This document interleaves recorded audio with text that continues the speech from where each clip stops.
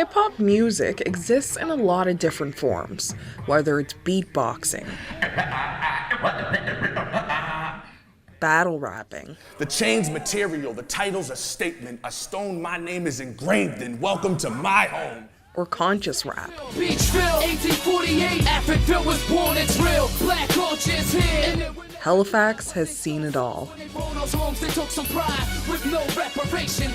It really has to do with people who have relatives in New York.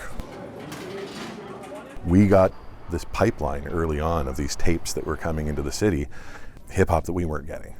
Young people were making copies, passing those around, and all of a sudden everybody had access to kind of the latest and greatest stuff coming out of New York.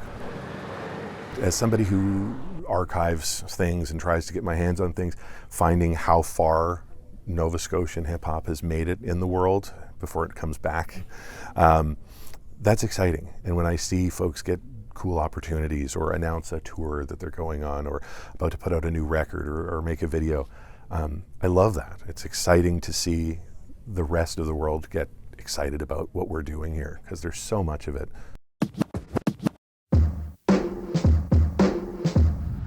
It was the early 1980s. The elder Trudeau was on his last stretch as Prime Minister. Terry Fox ran for cancer research. The compact disc was fast becoming the new medium for music. The hip-hop sound was making its way from America to Nova Scotia. But the sound that started to form in Halifax wasn't trying to recreate the old-school disco rap you'd hear on the American airwaves. Instead, it was focused largely on breakdance culture.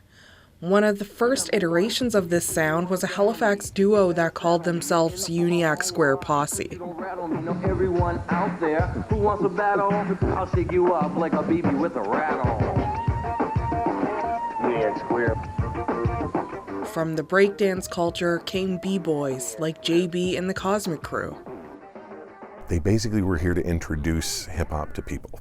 They traveled around from shopping mall to shopping mall doing breakdancing demos. They had a young MC with them who would freestyle a bit and basically show what hip-hop culture was to a part of the world that didn't have a lot of experience with it.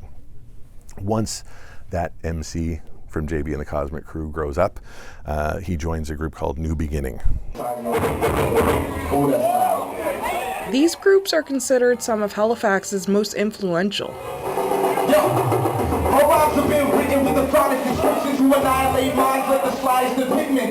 One of the members of Down by Law was DJ Joe Run, a hip-hop artist and producer.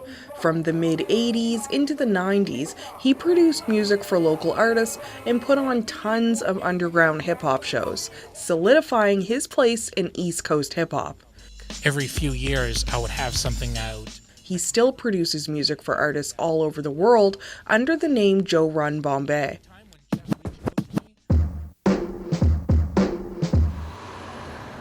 The '90s brought with it some welcome recognition for MCJ and Cool G. I'm trying to get a message across to my people. Oh, yeah. I want to tell you we're created equal, so stick together. They signed a record deal with Capitol Records, EMI, and CEC in 1989 and released their debut album, So Listen. For them, this was a huge milestone in their career, signaling a change from local to potentially national and even global success. All together we'll fall. Me and a lot of my friends, we all used to perform on the corner of Uniacke and Gottingen and, banging on the walls, making noise. Those were the best times, because there was no real pressure. We were just doing it for the love of it. We've been together for quite some time. MCJ and Cool G had to leave the province to fulfill some parts of their record deal, so that left a lull in the local scene, but Universal Soul stepped up. The rest of the world has never really seen the beauty of our culture. Tracy Williams, aka Tactician of Universal Soul, was one of the first people in the city to popularize a new kind of rap style. It was called battle rap, which typically involved two artists going head-to-head in a battle of wits and words. Freestyling was my thing. I used to be, the first inkling of a battle MC. You know what I'm saying? Like back then, it wasn't, like God rest his soul past stay in his style. It was more off the cuff, making people laugh, that type of thing, being lyrical and being on time with the beat. Like that's how I started out. And then just, as I say, freestyling, just hanging with my boys, because, we didn't have PlayStation or Xbox or any of that type of stuff growing up, right? We had to fill our time with either sports or music or whatever. And back then, if you couldn't get all the music, which, we didn't have the internet, so we couldn't get stuff like that, we had to make our own. McGuire says battle rap essentially started in a boxing ring in Sackville and was largely dominated by female artists. Look at her step, what she do is what they want to know. Them jealous, now they calling up the po-po. The 90s brought with it a chance for more local artists to spread their music. Local DJs like Ryan Summers, host of CKDU's long-running show Smooth Grooves, supported the scene by getting local music on the airwaves. Since I started Smooth Grooves in '98, it was like I embraced playing local artists because I saw what it did. Like, you play the song, those people are listening, their fans are listening. People always thank me for giving them the opportunity. I'm like, I thank you because you're also putting me in front of a new audience and stuff like that. Yo, start the word, be happy. Blame it on yourself even though you feel crappy. As time went on, black artists cemented the groundwork for the hip-hop scene in Halifax. From there was nowhere to go but up. If you weren't at the ground level of the hip-hop movement in Halifax 40 years ago, you may well have been oblivious to it. It was slow to get going. But if you were, the movement felt like a revolution. The 80s brought with it breakdancing troupes like JB and the Cosmic Crew, groundbreaking groups like MCJ and Cool G, and Universal Soul rose up in the 1990s. But the scene continued to evolve. Still doing rap like the 1990s, but that's how we like it, all time and grimy. Once the hip-hop scene was set, non-black rappers like Classified, Buck 65, and Ghetto Sox began stepping into the limelight by the 2000s. Ghetto Sox became part of what was called Backburner, a Canadian underground hip-hop group and musical collective. And there's just a rich tapestry of artists out here when I showed up. But there's so many different voices within Nova Scotia, right? You have like African Nova Scotian history, you have, folks from outside of the province coming here, like whether it's from Europe or from the islands or whatever, you have First Nations perspective, And so all those voices, I think, now that you have that technology and that sort of ability to reach out, that voice can permeate and get somewhere, and like you can make connections with other people in other places that have experienced similar sort of situations. Everybody put your hands in the air.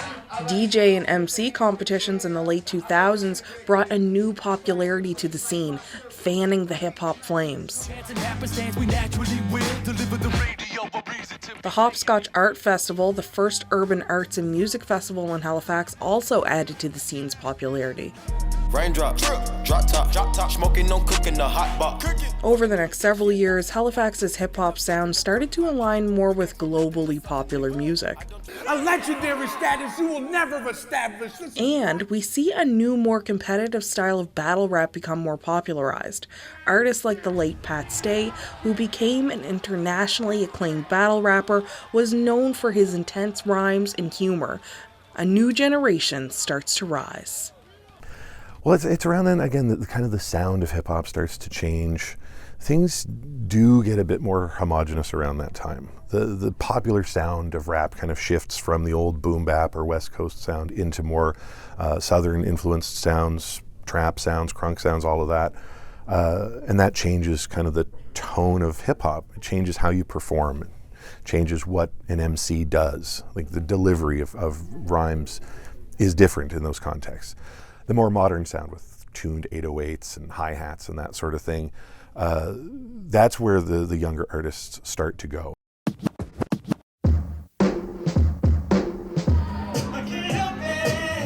These days, more and more local artists are trying to make a place for themselves in the scene.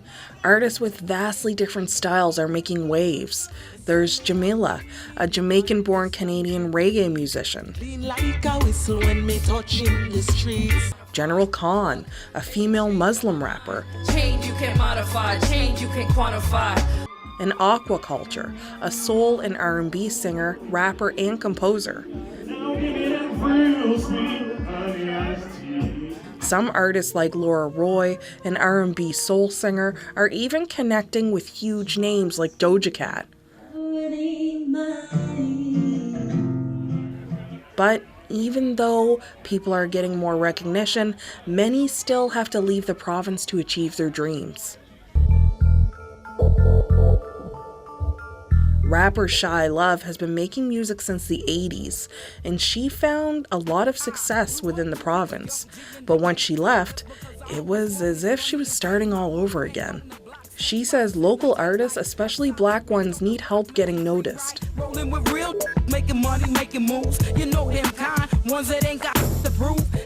After I got out of Nova Scotia, after everything that I had accomplished for Shy Love in Nova Scotia, still in Toronto, nobody knew who I was.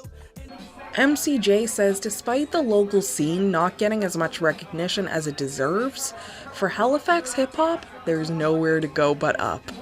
At some point, the rest of the country and the rest of North America is going to start taking chances and giving people from back home that opportunity to shine on a national and international levels. So I just, my message to everybody back home is just to keep putting in the work. I just think it's a rich talent pool back in Halifax, and and outside of Halifax as well, all the other communities where we're just a talented group of people. The Underground Railroad is strong and kicking. So. Nova Scotia, I welcome you to Nova Scotia. I welcome you to Nova Scotia. East Coast of Canada, Halifax.